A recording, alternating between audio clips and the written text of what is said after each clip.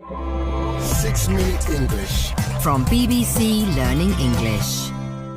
Hello and welcome to 6-Minute English, the show that brings you an interesting topic, authentic listening practice, and vocabulary to help you improve your language skills. I'm Rob. 私の名前は Neil です。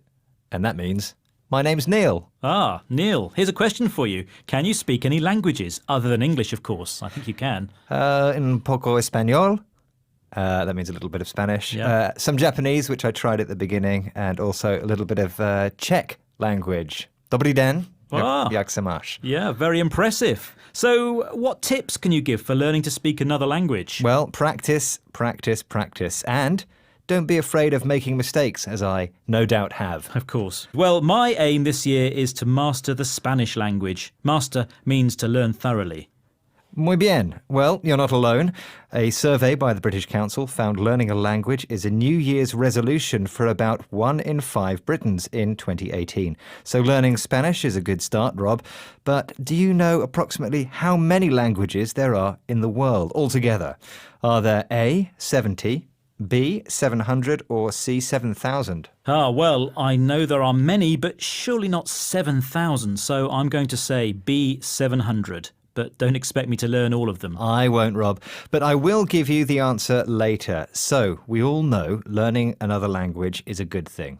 It brings us many benefits. Yes, we can communicate with people from other countries, and when we're travelling, we can understand what signs and notices say, so we don't get lost. That's right, but many scientists also believe that knowledge of another language can boost your brain power.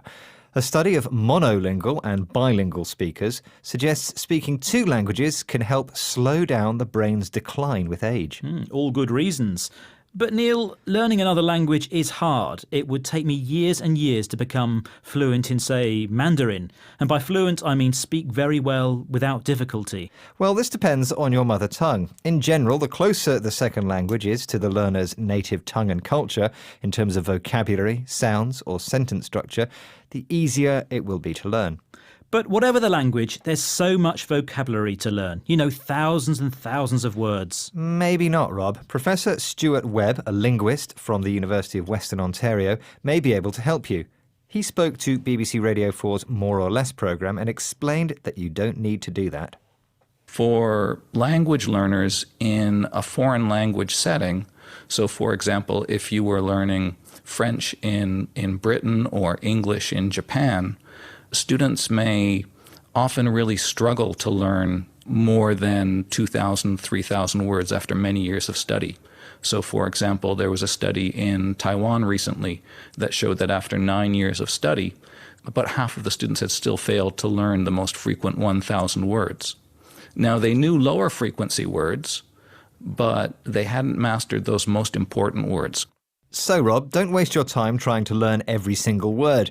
Professor Webb spoke there about research that showed students knew lower frequency words but weren't learning enough high frequency words. Right, and frequency here means the number of times something happens. So the important words to learn are the high frequency ones. And how many are there exactly? Here's Professor Stuart Webb again. For example, with English, I would suggest if you learn the 800 most frequent lemmas, which is a word and its inflections, that will account for about 75% of all of the English language. So that learning those 800 words first will provide the foundation for which you may be able to learn the lower frequency words. Fascinating stuff. And good to know, I just need to learn about 800 words, or what he calls lemmas. Yes, a lemma is the simplest form or base form of a word, and the inflection here refers to how the base word is changed according to its use in a sentence. Knowing these things gives you a foundation. That's the basics from which your language learning will develop. Simple. Thank goodness I am learning just one new language.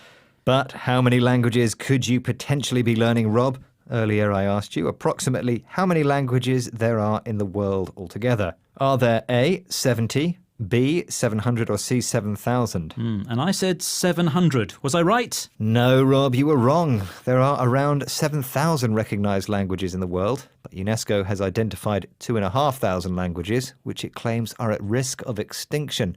A sobering thought, Neil.